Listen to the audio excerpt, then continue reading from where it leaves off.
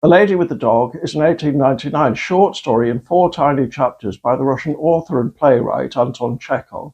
Chekhov is widely regarded as the inventor of the modern short story as a slice of life, as opposed to a formulaic narrative with a beginning, a middle, and closure at the end.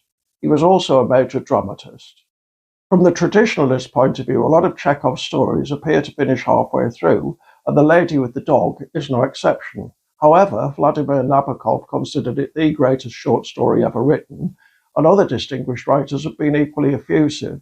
It's partly based on events in Chekhov's own life, which I won't go into here. This review contains spoilers, although the very notion of spoilers may not make sense here.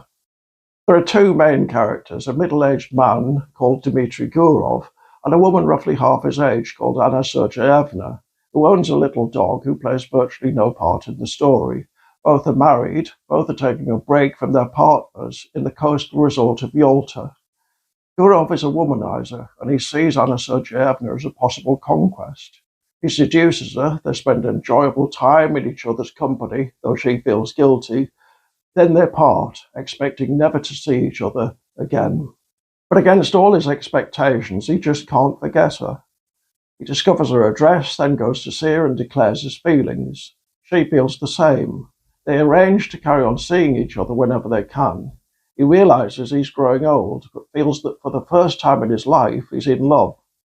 And it was clear to both of them that they still had a long, long road before them, is how the story terminates, and that the most difficult and complicated part of it was only just beginning. What makes Chekhov's stories such an important development in the history of the genre is that the reader is being made to think, not as a result of the profundity of the topic or the complexity of the issues, but by being made to fill in the narrative gaps. It's almost impossible to finish this particular story and not wonder what happened next.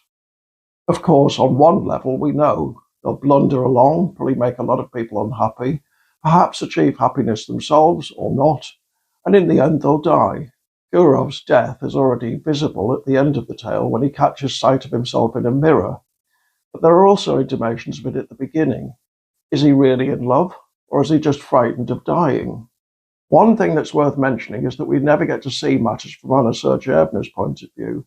She cries a lot and convincingly says she feels wretched, and that's about as much as we can say. And yet the story is named after her. Her point of view must be crucial for all sorts of reasons apart from that.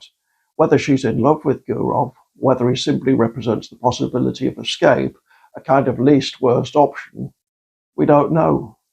But then that's the point about these sorts of short stories. In a way, they're ideal for a certain type of book group, the type whose members want to discuss literature, but don't have time to do a lot of new reading, or the type whose members want to meet very frequently. There's always one more interpretation of The Lady with the Dog lurking just around the corner. And the more you think about it, the more puzzling it becomes.